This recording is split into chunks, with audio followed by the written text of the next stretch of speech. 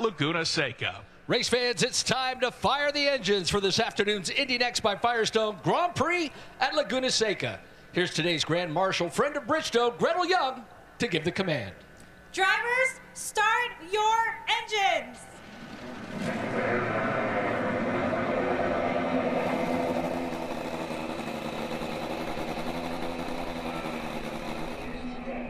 20 cars are entered this weekend. Unfortunately, Michael D'Orlando is not here, still working on budget. Jordan Missick actually is here running a Radical. We might see him again later. Nolan Siegel, we mentioned, and back in Christian Brooks and Ricardo Escoto. Here's how they start off. Louis Foster with his second pole of the season in the Copart Novara Technologies car, and Kyle Collette ties his best qualifying effort, second for the third time.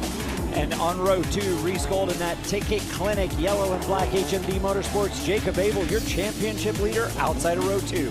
Christian Bogle with his best career start lines up fifth in the Pelican Energy car, and Yuvan Sundermorthy also with his best career start, starting sixth.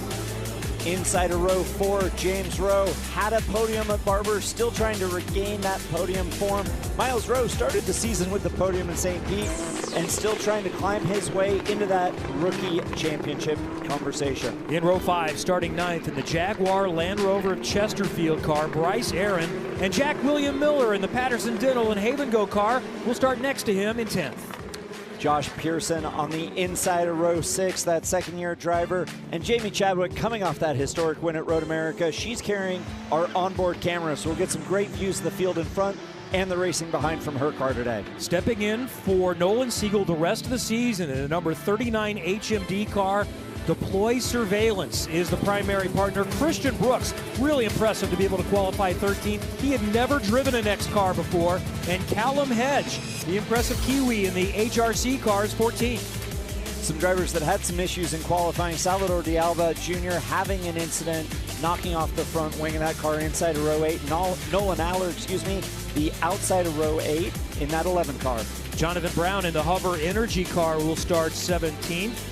And Niels Colin will start 18th next to him on the outside. Now, Lindsey Brewer inside of row 10 in that Junkos Hollinger racing car.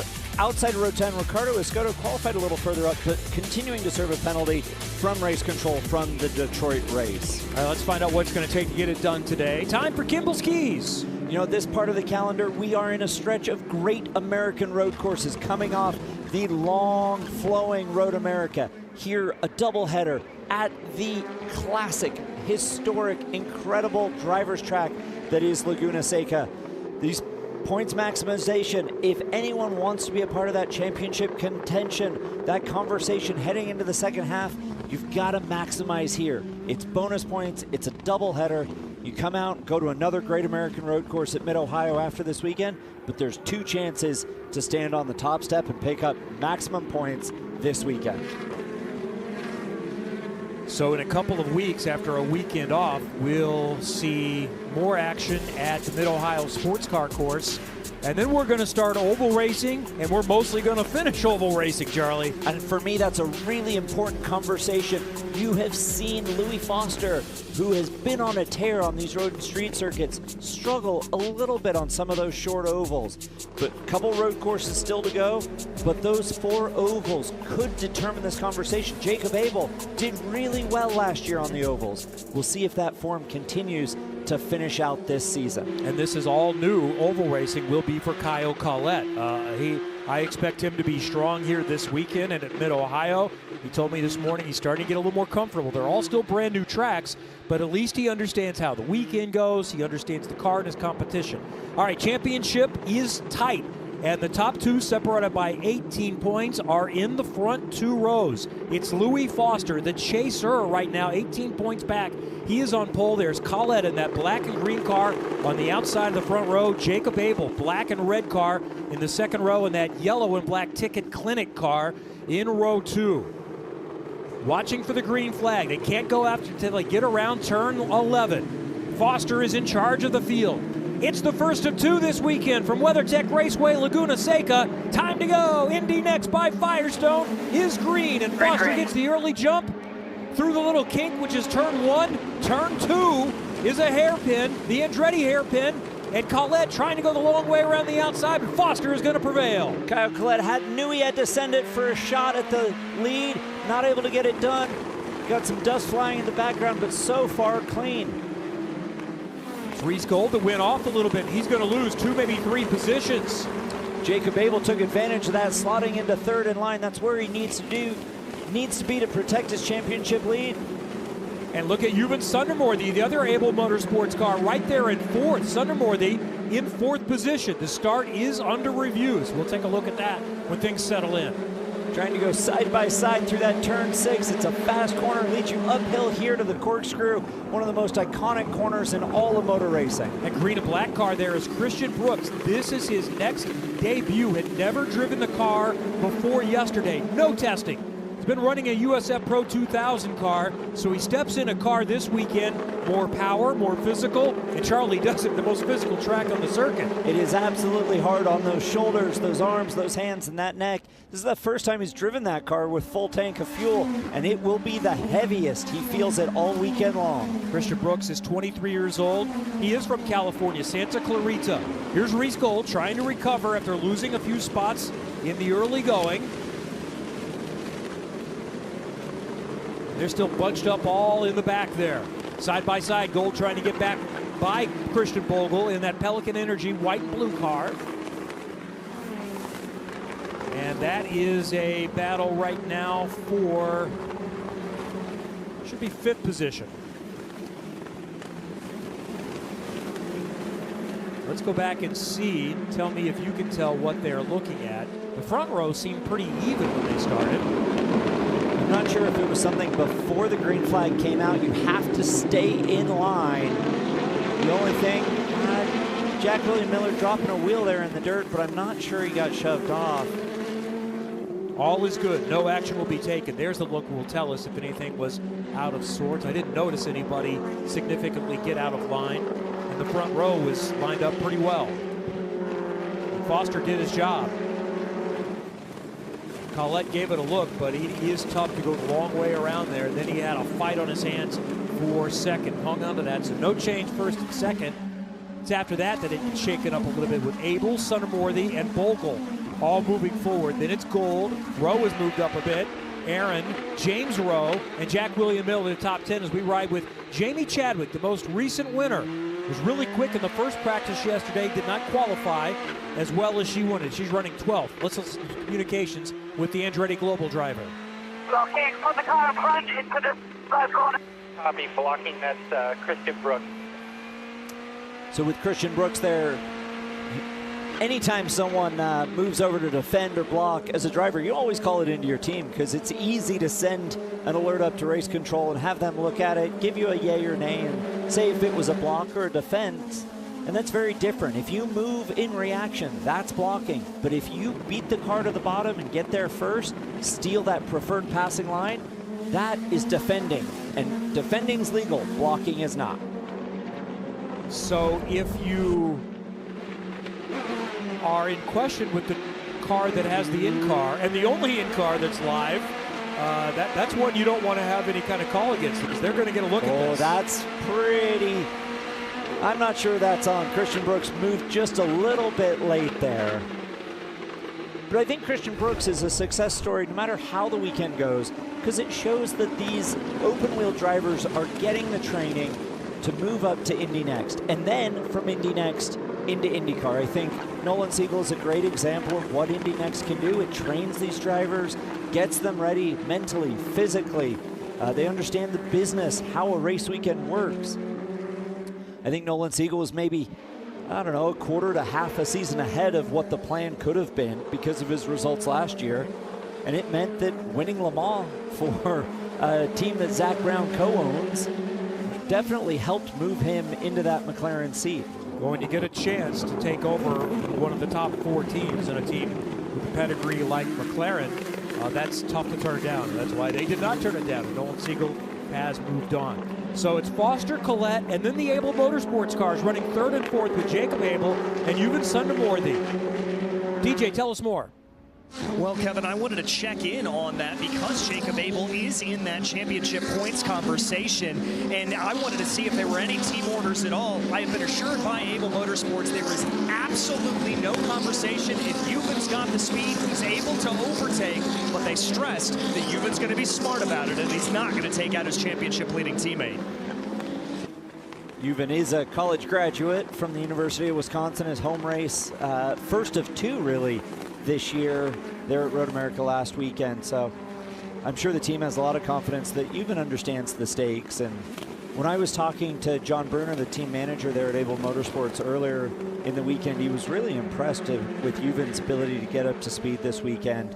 And with Jacob, they were trying to figure out a way to break Louis Foster's control of the weekend. He'd been fast in both sessions. They said, maybe we'll misstep a little bit on tires.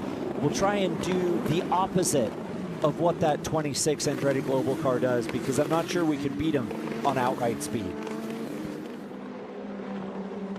Juven's coming off a really good weekend, as you mentioned, at his first home race, his best finish of the season, 9th at Road America, and had his best start here today.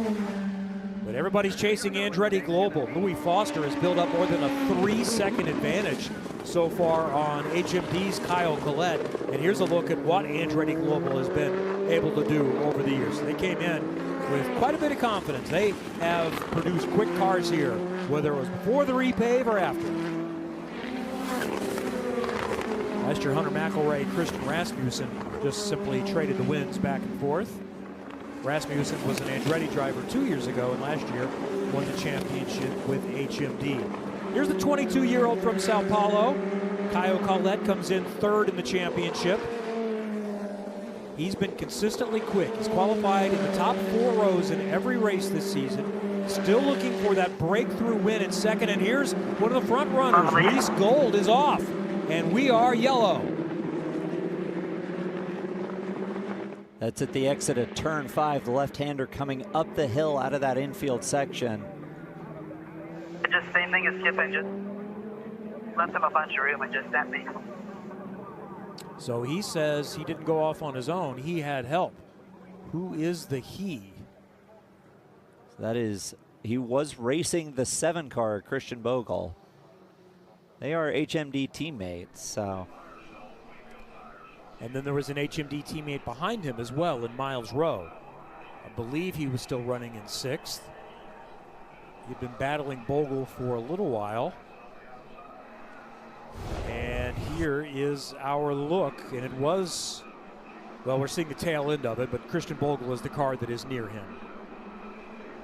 And that's into the tires. That's not insignificant impact on that tire barrier. But he hit it square. Maybe there's a chance that maybe it doesn't even need a wing change. If they can get him refired here, they've got another 15 seconds or so. They do. He's on the lead lap. Well done to the AMR safety team to get him all the way out of the gravel, up against the wall, back on track. That front wing is broken, so we'll have to catch up. The question now is how much of a gap can he give the safety car in the field? He should really, if he feels like he can, is bypass the pits and try to catch up. And here is Sundermorthy. Sundermorthy went off at nearly the same time. How soon was it around the yellow? Right at the time, so he didn't even lose a spot. Didn't lose no a harm, spot. no foul. That's a free mistake, a free off. You don't get those very often racing. Well, there was a big gap between him already, between Sundermorthy and Bogle from 4th and 5th. So now it's a reset. Everyone is, well, most everyone is pretty happy about this. Louis Foster, not so much. His 3+ second gap goes away.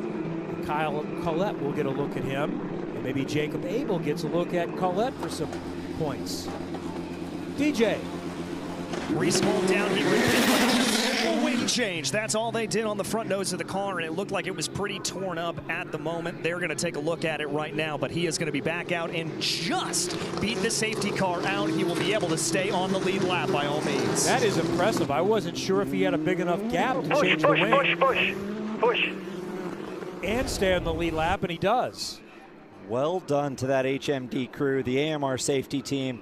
You can see it flapping. It leaves a mark on that right front tire. We'll see if it's done any damage over the course of this race, but They're going to go green next time, so they're telling him to push to catch up to the back of the field. The pace car running pace car speed 40 to 50, 60 miles an hour, and he can go as hard as he can to get around. And that's why they did not want to circulate for another lap to try to catch up to the back of the field, because it was going to go green. It was going to go green, and then you're pitting under green instead of under yellow.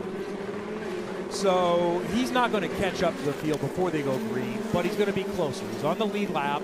He's going to be within a half a lap or so, and then he's hoping for another caution at some point to catch back up to the tail. And they say cautions breed caution, so he's got a chance with that. He'll be close, though. The field is only...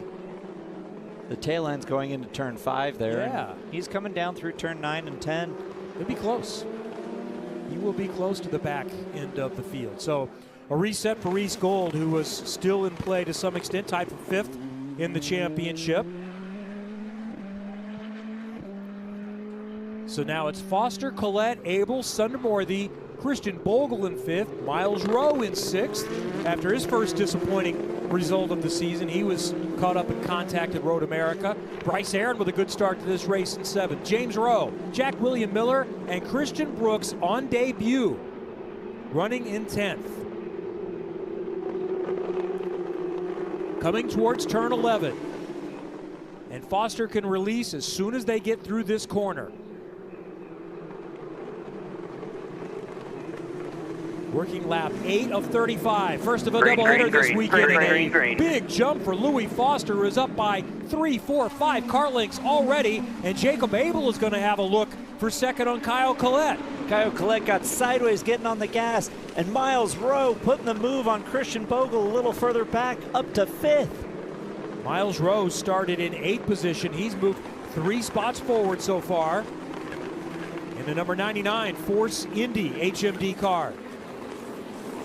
Running in 5th, Miles' best result this season, a 4th place finish in Detroit when he started way back in 19th.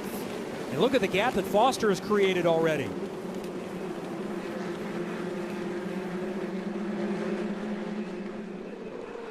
Miles Rowe, last year's USF Pro 2000 championship in his rookie season in Indy Next. Right in front of him in the blue and black Abel Motorsports car, Yuvan Sundermorthy has flirted with these kind of results a couple of different times, trying to finish it off now, running in 4th position right now, and he is staying with his teammate Jacob Abel. Great restart for Yuvan Sundermorthy. I think he's going to come under pressure from Miles Rowe, but a great job here. Yuvan Sundermorthy recovering from that error, getting off in turn 6, running clean on that restart. Single file through 11, further back.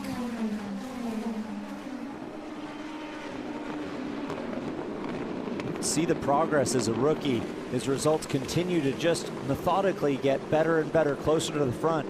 He's having a great weekend here. Christian Bogle is staying with Miles Rowe after Rowe got by him. Bogle has been quick this weekend. This is strong stuff from him. Looks like there's some debris that's been spotted. Yeah, there you go. See it flying in the air coming through the corkscrew.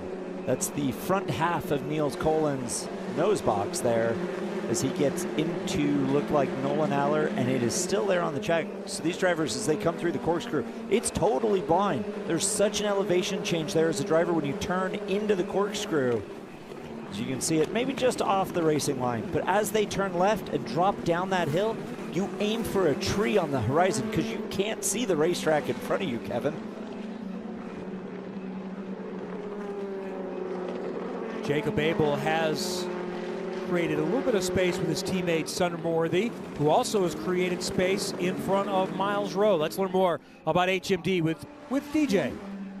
I've been able to catch up here with AJ Smith with HMD. And AJ, we're talking about that incident with Reese Gold and with Christian Bogle. What happened from your eyes?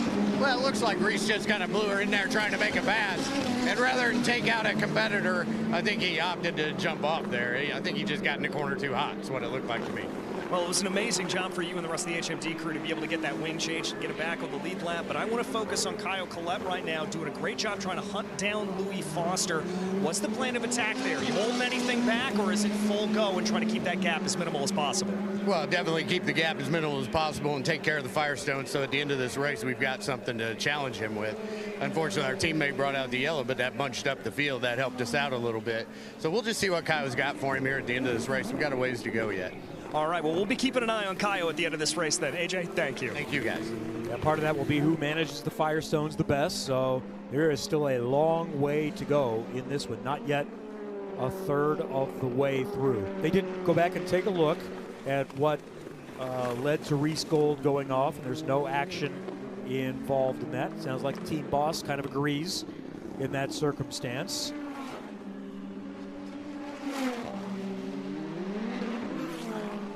Let's check in on some radio communication for Nolan Aller.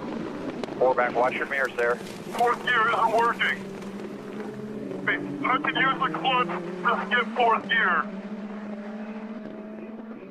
So less than ideal for the All I have to driver do is skip fourth gear every time. of the Fago car. So can you work around that and salvage anything, Charlie? Not really. Yeah, I didn't think fourth so. gear is hard, and so I wonder if losing fourth gear was because of that contact with Niels Colin up in the corkscrew. These gearboxes are right at the back of the car, and with contact like he had, lifted the car up in the air, it might have broken something in the gearbox, either internally or externally, doesn't allow him to get to fourth gear. And Niels Colin has dropped back significantly. He is slow, and because he came in to change that front wings a lap down and is misstepping Christian Brooks and Jamie Chadwick here. This is on board with Chadwick, looking up ahead to Brooks in the green and black car. That's Colin in front of them, not on the lead lap.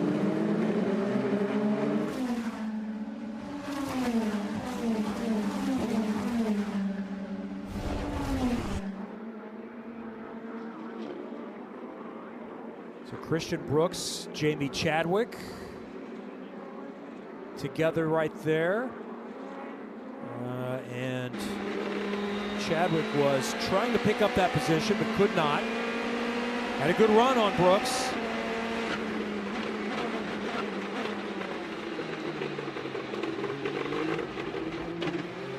That's pretty well done for both of them to get through there. I closed my eyes because I figured there'd be a yellow coming out, but that was a great job of those drivers giving each other enough room. Jamie Chadwick thinking about the Zanardi there through the gravel, but able to gather it back up and come through. Okay, so we saw that piece of carbon fiber flying through the air in the corkscrew. Contact between Aller and Colin back there. That's under review. Ricardo Escoto is right back there behind that, but I don't think he made contact with anybody. I think it's just the 11 and the 33 that they're looking at. But that would be something to check on. Just make sure that the green and black car didn't push the car in front of him, but push the car in front of him. It is a chain reaction type of incident there, but Niels Colin had to come in. He's a lap down now. Had to come in and change that front wing and nose. And like I said, I wonder if Nolan Aller losing fourth gear happened because of that incident. When anytime you see rear wheels up off the ground, it's a bad day. Josh Pearson got a lot of experience in a lot of different cars, but not here in a Formula car. Lower levels have not raced here in a few years, so it's just Indy Next. And he didn't do the entire season last year because he was also spending a lot of time in sports cars, so it's a new experience for Josh. And a really good qualifying performance at Road America, starting third, ended up finishing seventh, his best result 2 weeks ago. And right now, Pearson is running in 12th position, so solid effort for him so far. He is still a very, very young driver. He's just 18 years old. Jamie Chadwick just outside the top 10 right now.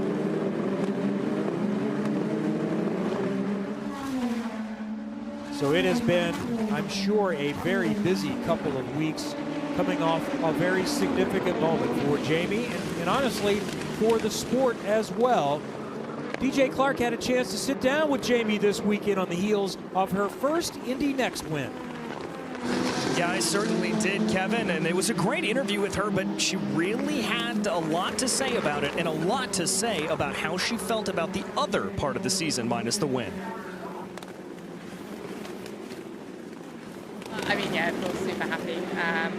Yeah, I would have taken her on for a result like that at this point in the season, and especially somewhere like Road America. So, yeah, super happy, still sort of, yeah, on a high from it, but obviously full focus into this weekend. And I think the first half of the season, I'm actually pretty frustrated in a way that we haven't been able to sort of get more sort of strong results. I don't think the win's been on the cards in the recent results, but I think we've been fighting always sort of in that top 5, and I think our championship has set back because of that. So, yeah, sort of mixed feelings on the first half, but I think positive going into the rest of the year. Well, the pace has been there all season for Jamie. In fact, this is her worst qualifying performance. First time outside of the top 10. She qualified 10th, 5th, 6th, 6th, 4th, and 1st this season. Well, and she's really impressed me with her ability to find the pace. Everyone says, oh, as Christian Brooks runs wide the Andretti hairpin, Jamie not able to take advantage. But everyone said she spent so much time in the gym over the winter. We talked about it on the Road America broadcast, that those cold, quiet, dark mornings in the middle of winter, it pays off in the summer when you're strong enough, these back-to-back weekends like this. And she's able to hold on and still go out and get the job done. And, you know, the thing that really helps all that frustration of results and mechanical failures and incidents, spraying champagne on the top step of the podium. That always makes you feel better. Michael Andretti has enjoyed what he has seen from her this season as well. And that conversation can really start about whether she's ready to move up to IndyCar. I think that's still TBD. We're only not even halfway through the season. Today is the halfway point, so there's still more evaluations to come. We'll have to debate whether she should do another season and next, or if they can create a program for her somewhere in IndyCar. She's got a nice run on Christian Brooks right here, so we'll keep an eye on that while we check in with DJ. Well, I've got bad news for fans of the number 11 car driven by Nolan Aller. Charlie and Kevin, you reported that gearbox issue earlier on. That car is officially retiring from the race. And that contact between Aller and Colin has been reviewed, and no action will be taken on that, so we'll move on past that. But unfortunately, Aller is not going to be able to continue with the gearbox issue that we heard about. Here is Chadwick. A run this time, looking to the inside on Brooks. Oh, this is such great experience for Christian Brooks. Fighting against a race winner now, a 3-time champion in the W Series, driving this car this weekend for the very first time. And one of the things as we ride on board is I want you to watch her hands and see how busy she is, because even with the new repaving here at Laguna Seca, it is a busy driving track. As you come down this hill through the rainy curve, this heavy left-hander, this next right-hander, you get into a bowl and the car loads up, and she's still having to make those corrections over the bumps. As she comes out of this hairpin, it's going to be all about getting the power down and trying to get a run. Christian Brooks is doing a really good job, but he's largely an unknown quantity as a driver. So if I'm in Jamie's seat here, I'm thinking, I want to make a pass. I know I'm faster than that 39 car, but I don't exactly know the driver I'm racing. I have spent the rest of the season learning the culture and personality of the other drivers. Christian Brooks is largely an unknown to me as a driver. Unknown to Jamie, not unknown to the IndyCar paddock, and certainly the quote road to Indy paddock. He's 4th in the USF Pro 2000 championship for Pabst Racing, and he's going to continue that championship, so he'll be doing double duty, including in Mid-Ohio and Portland, so that's going to be really busy. Extra track time for him. He won last year for Turn 3 in USF Pro 2000. He had won and contended for championships in USF 2000. He also, I first came across Christian Brooks after a great karting career. He was running for Dreyer and Reinbold in Red Bull Global Rallycross in GRC lights when he was, say, 17 years old or so. So he took a little bit of a different path.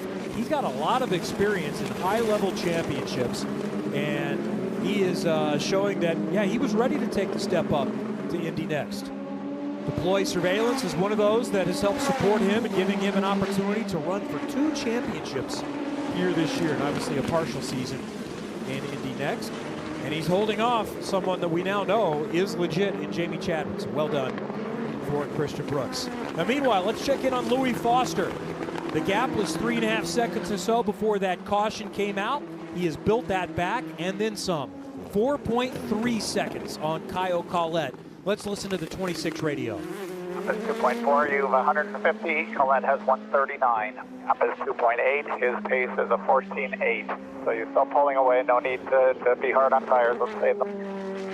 That was a couple of laps or so ago, and Collette still has the second fastest lap of the race, and it's 0.4 off of what Foster has been able to do. So clearly, he is quick enough at this point. Reese Gold has the third quickest lap, and that has been since he pitted for the fresh wing. Jacob Abel has the fourth quickest lap, and Ewan Sunworthy the fifth quickest. So we see the leader, and where's everybody else? Wait. There we go. And then it's another gap of similar distance back to Jacob Abel. One thing, Charlie, about these weekends is, yes, you want to salvage the best result you can get, but you're also thinking about, all right, what can I learn for tomorrow? There is another chance at this very track. And I wonder if maybe that benefits Kyle Collette even more, that many of these other drivers have been here before. He has not.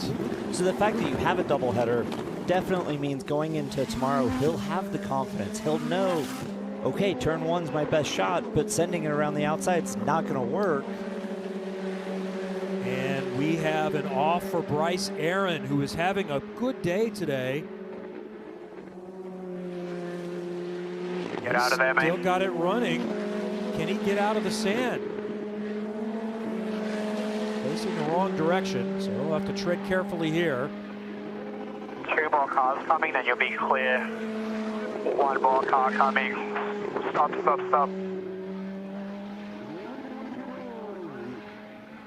This is headed up the hill, up the Ray Hall straight, exit 6. Probably a spin at the exit of turn 6. Yep, goes off in the dirt, spins, almost gathers it up, spins all the way across. You can see the tire tracks on the new paving. That's only about 2 years, year and a half worth of spin marks there, and there's still plenty of tire tracks from the exit of turn 6 coming across up the hill towards the corkscrew. So we stay green, but Bryce Aaron loses all of that track position. Started inside the top 10, now falls back to 18th, last on the lead lap. Let's just get back on it here and learn as much as we can for tomorrow about the day. There you go. Exactly my thought. Yeah, there's still something to be learned and taken from this race that will, let's face it, you can always learn at this level, but you can specifically learn something in a race like this. And going away and thinking about it, sleeping on it tonight, qualifying this morning, the fastest lap sets the grid for race 1, second fastest for race 2 tomorrow. You can think about doing 35 laps hard around on race pace with full fuel, older tires. You'll come back and you'll have a much better understanding. Kyle Collette will benefit from that tremendously.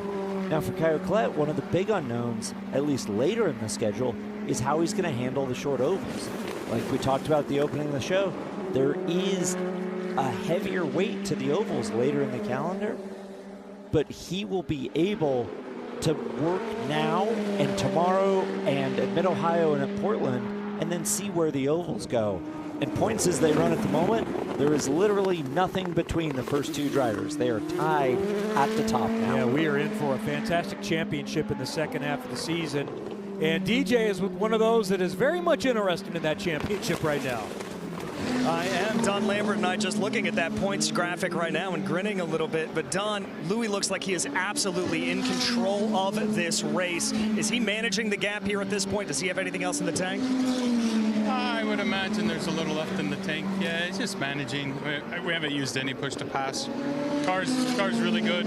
Tires, just saving tires right now and just making sure that, he has a good 14, what do we have, 13 laps left. So Well, in terms of that push to pass, how much easier does that make that on you behind the wall when you've got a driver that doesn't have to go to that overtaking aid and is just able to do it? It's nice when he doesn't have to use it and he can stay out front, you know. So, but if we have another yellow or anything, you know, you might use it then. So we'll just have to see. All right. Well, he's doing good right now. He's keeping everybody behind him. So keeping everybody behind him is the goal. Don Lambert, thank you so much. Yeah, Louis Foster looks good. He looks good here today, and he continues to grow that gap. He has the fastest lap of the race by nearly a half a second. He's picking him up and putting him down right now. And Don Lambert talked about not having to use push to pass here in Indy Next. It gives you about 50 horsepower as far as a boost. There's 150 seconds total to use. You can use 15 at a stint. I mean, as a driver, I think you'd tape that button down or just turn a switch on, but it's limited. And he's able to manage this gap without using that. He's over 5 seconds ahead of Caio Collet behind and hasn't touched the push to pass button. So he's doing a really good job. He's been in control and command of this weekend since the first lap of practice yesterday. Really solid weekend going so far for Jack William Miller, the 20-year-old from Carmel, Indiana. In the Patterson Dental Haven Go by Sam Carr. His best finish so far this season came very early at Barber. He's shown some pace at times, but had a good qualifying effort. Started 10th. Has moved up a couple of spots, running 8th right now.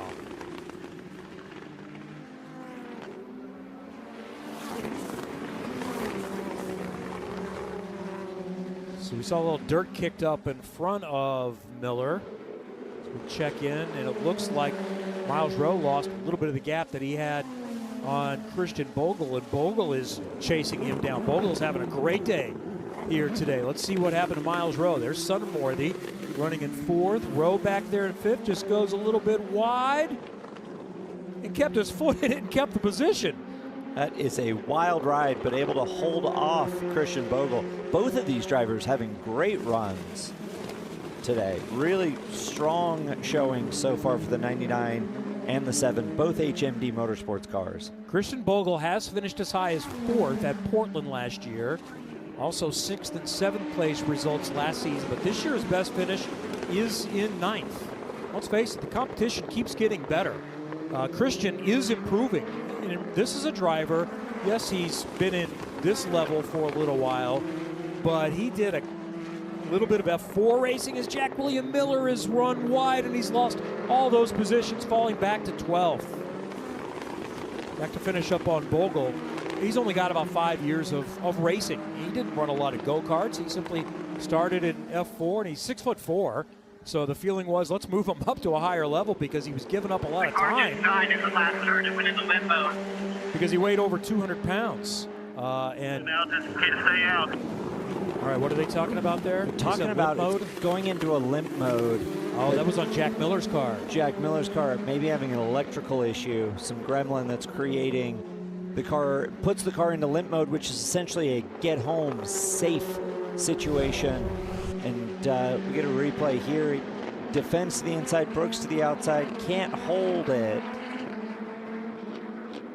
Some really tight racing with Brooks and Chadwick as well. And only lost 2 spots. It looks like he's fallen back to 10th. And that's really tight there between Chadwick and Brooks, who've been hooked up for quite some time. Brooks, a really well-known Californian go-karter. Santa Clarita just right next door to the Herta hometown of Valencia, California. Just about 4.5, 5 hours south of here. So that is 8th, 9th. A little further back, blue car Miller in 10th, and then Josh Pearson and Salvador de Alba Jr. not too far behind them as well.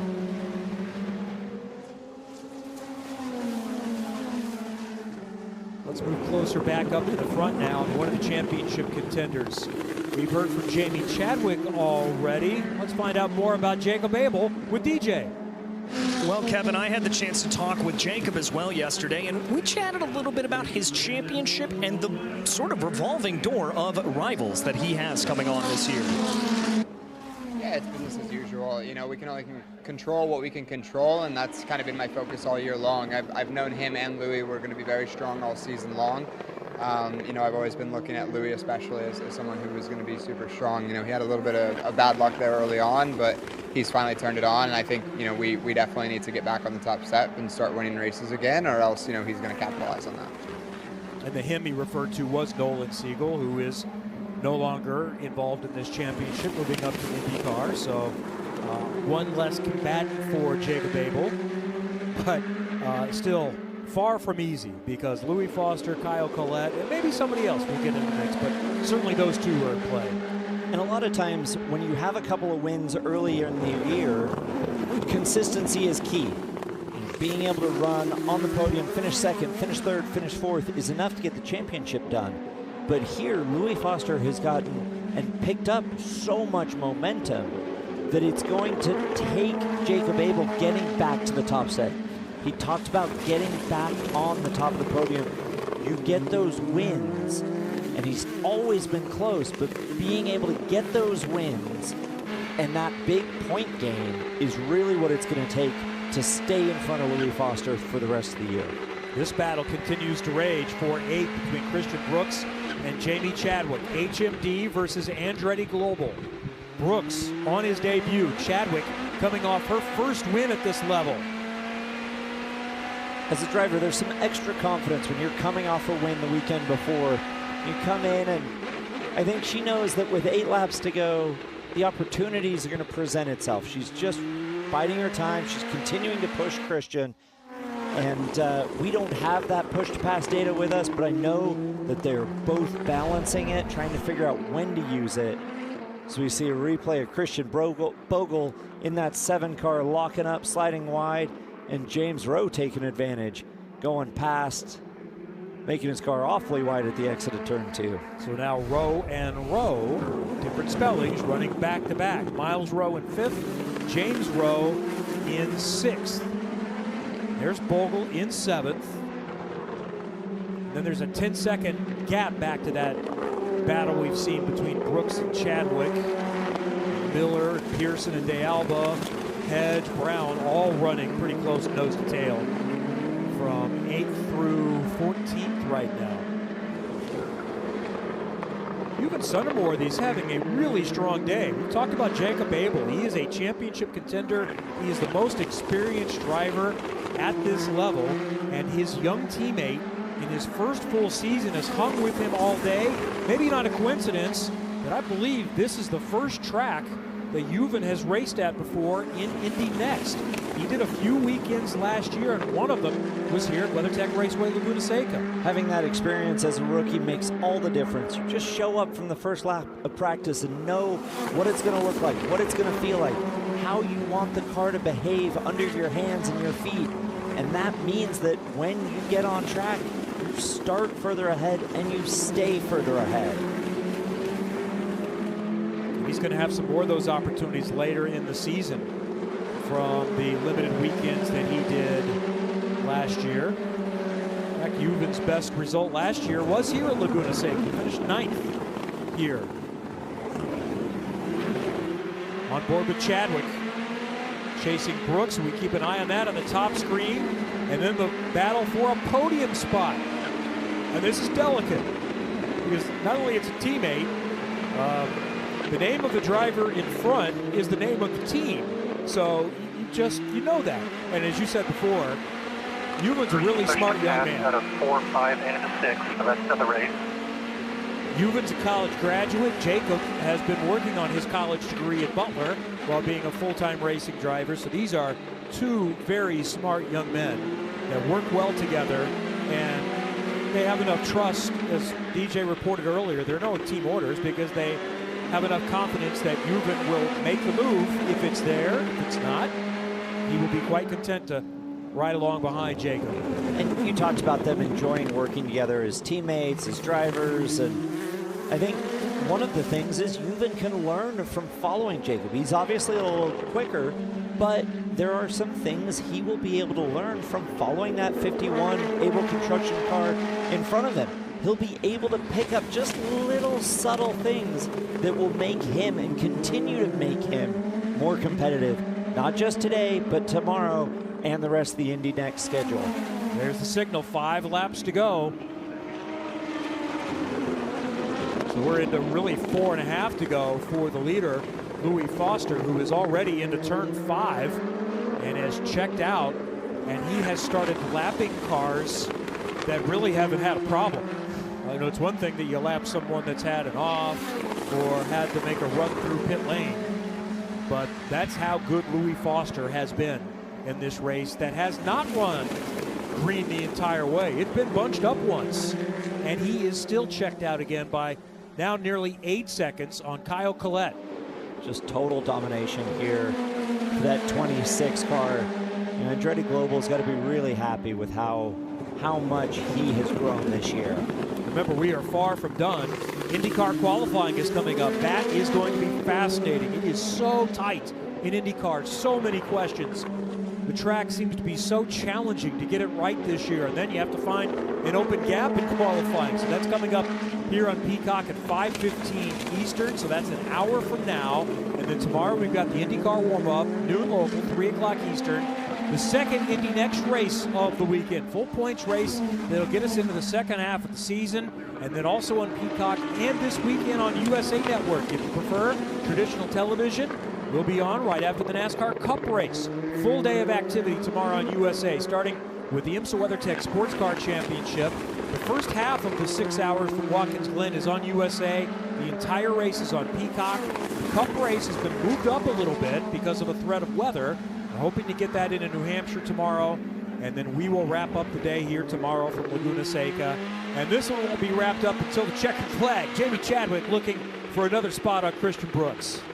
Still running almost in Christian Brooks' wheel tracks, trying to offset a little bit, get a little better exit, figure out a way past this young driver making his Indy Next debut.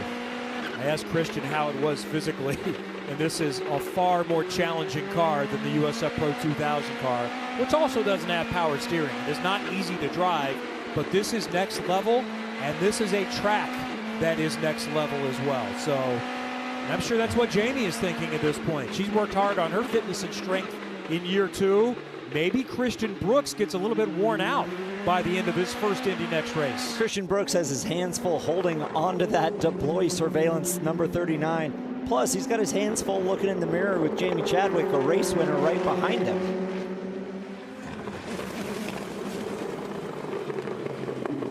This has been fun to watch all race long, these two drivers.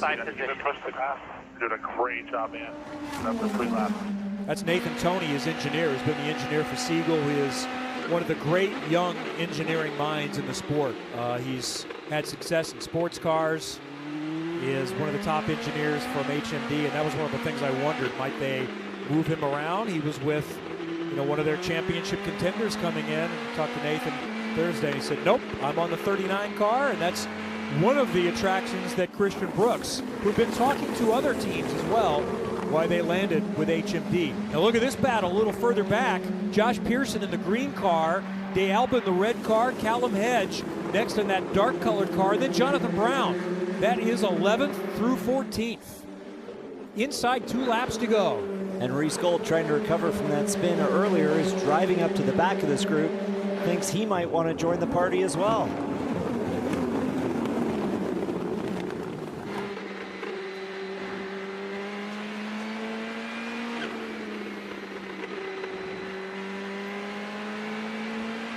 I want to point out that Jamie Chadwick won last weekend. She's been doing great all year long. She's on the front straight. The leader is out of turn 6, headed up to the corkscrew. Louis Foster has put his stamp on this race and this weekend so far. He's lapped 4 cars, 2 that I don't believe have had any problems. Well, now 1, because I hadn't seen that yet. So there is Jonathan Brown having a little tumble through the corkscrew, but still kept it going in the right direction. Lost time, but didn't stall the car or anything. So meanwhile, Louis Foster has just taken the white flag. He's in the Andretti hairpin right now. He drives for Michael Andretti. He's got just under 2 miles left to wrap up a beatdown. Meanwhile, podium change. Juven Sunworthy might get his first. He is gotten by Jacob Abel. How did it happen? Up into the corkscrew. That is a bold move. Juven Sunworthy gets the position, gets alongside, a little bit of wheel banging. That is a great pass, heavy on the brakes, and a bold move to step into third place at the moment. The 21-year-old from Wisconsin, Nivel de carga, Indian-American driver, has a 20%. chance to be on the podium today if he can finish off this lap. Meanwhile, Louis Foster is looking to finish off a beatdown. 9+ seconds is the advantage. He's going to be on the pole for race 2 again coming up tomorrow, and he is in line with bonus points for laps lead to take over the championship lead. Louis Foster sees the checkered flag. The first of the doubleheader, Laguna Seca, is dominated by Louis Foster. Midway through the season, he now leads the championship. He coasted across the line because he had so much margin. Yeah, the final number. Thank you, boys. Car was really, really good. Is going to be I like 8. those kind of races there, fun. No, really good job, guys. Thank you. Car was on rails. Zero deck, pretty much zero deck. No. Abel got back in front. There's damage. That wheel is off for Juven Sunworthy, who is trying to coast home to get his best result of his career. Man, you did a great job, all right? Very proud of you.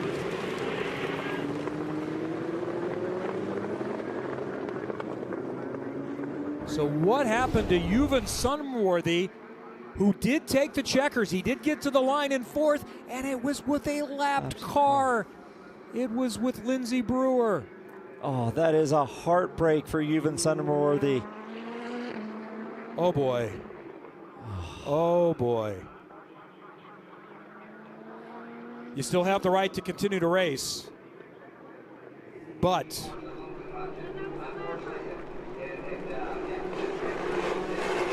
you have to be aware of what's going on around here. Yep. And especially with someone racing for a podium spot. Maybe a little help on the radio could have helped there. Oh, you can see the heartbreak from Juven. The only positive is that at least it didn't throw away the whole result. It was late enough that he pushed a damaged car across the line, still gets his best finish in 4th.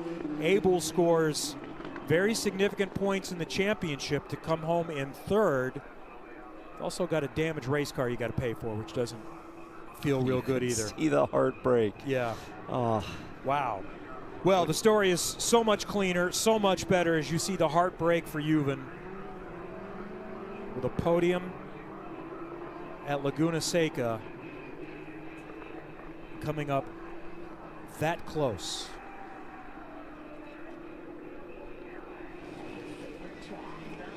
Michael Andretti there in victory lane for the second week in a row, second event in a row. 2 weeks ago at Road America. But we've seen Nolan Siegel move up. I'm going to guess a lot of people have their eyes on Louis Foster. He has tested an IndyCar before and presumably will again this year. Those of you looking to go on a fun vacation and see the world on the cheap. Today, the So a lot to unpack and one more to do tomorrow. We'll see if there's any lingering feelings or fallout from this one. Well, I think the feeling everyone's going to come away with, except Louis Foster, is how are we going to catch up to Louis? He was so dominant. And from the highest of highs to the lowest of lows there, Louis Foster dominant, Juven Sunworthy, contact right at the end. All right, let's talk about the good stuff right now. DJ is in victory lane. Louis Foster getting a final heads up there and a final congratulations from the team. And the helmet is off as Louis gets ready to pop out of the car. Here he comes. Another victory for the young British driver. Gives a big clap and a big heads up, climbs on out of the car. Louis Foster, and absolutely, there it is, another fist bump to the team. Another fantastic drive for you. How did you put it together and keep it that much of a gap even after the restart? Team gave me a good car. You know, we were able to drive away. I was happy afterwards. I was able to just keep pushing. You know, we had very little drag. You know, I was managing tires, but they didn't need much management, to be honest with you. So, yeah, super happy. Let's go do it tomorrow. Well, and I got to ask you one more time, because we heard over the radio you used hardly any, if any at all, push to pass. How much of a statement does that make for the rest of this field? Yeah, I mean, we got a really good car, you know, so, yeah, let me use 2 seconds to try and get past one of the back markers, but didn't really need to, you know, so, no, I'm super happy with it. Car was amazing, like I said. Must thank you to Andretti, Copart, you know, it's great to win here with such a rich history, so, yeah, we'll do it again in race 2. All right, we'll look for race 2 tomorrow. Louis Foster. Thank you. Impressive is putting it mildly today, because Kyle Collette looked pretty good this weekend. Jacob Abel, we know what he is, and Yuvan Sunmorthy had the drive of his life today. He's won before in USF 2000. Well, this is pretty much the big league, so well done. Really great result there, and great result for James Rowe as well. Miles Rowe, those positions flip-flopped late in the race. Christian Brooks on his debut, holding off Jamie Chadwick, our previous most recent race winner coming off Road America. Jack William Miller rounding out the top 10. You know, we probably didn't spend as much time. There was a lot going on, but James Rowe, this was an important weekend for him. He's had good results this year, a 3rd and a 4th, but contact at Detroit, finished a lap down with some things that didn't go his way at Road America as well. So a big bounce back for him and some others that get another chance coming up tomorrow afternoon. So how does the championship look now because of that position? So it went from +3 for Louis Foster to now it is a tie in the championship halfway through the season. Back down to DJ. Well, thank you, Kevin. I'm here with the rest of the podium, and we're going to start things off with Kyle Collette. Kyle, a very great and well-measured drive for you. It just looked like you didn't quite have the speed to close down on Louis. Yeah, I felt pretty quick even this morning and also during the race itself, but it's just, I think Louis is, I don't know, he's on his own word today. Hopefully we can improve a bit for tomorrow, myself and a little bit with the team. I think we have some work to do to catch him up. But yeah, big congrats to him, to be honest. There was nothing that I think any of us could do today, and we'll keep pushing for tomorrow and see if we can attack him. Well, we'll be looking forward to that tomorrow, Kyle. And then Jacob Abel, over to you. A little bit of a surprise podium there, a move down into the corkscrew. Talk me through what was a little bit of a crazy last lap. Yeah, I mean, Yuvan made a good move on me. It was very aggressive, a little bit more aggressive than I probably thought he was going to be to me, but you know, it was a clean move nonetheless. And yeah, you know, they were just faster than us today. I think he started on new tires, so he had a little bit of an advantage there, and we just fell off a bunch. So yeah, you know, I feel a little bit bad for him. He just made a mistake on the last corner there, but yeah, we'll take it anyway and move forward to tomorrow. All right, he'll move forward, and he'll be tied on the championship points coming into race 2 tomorrow. Hey, interesting perspective. He had a good look at it, so, you know, maybe unfair to put any blame on Lindsey Brewer. I only got one look at it at that point, so maybe it's more on you got to be able to navigate the lap traffic. So we'll dive into that and have a little more intel on that before we come back tomorrow. That's a good thing, Charlie. We get to do it again. Do it all over again tomorrow. Great race today. We'll see if anyone can catch Louis Foster, though. What a day today, and it's all Louis Foster. We'll see you tomorrow, and stay tuned for IndyCar qualifying coming up. 800-932-1548. That's 800.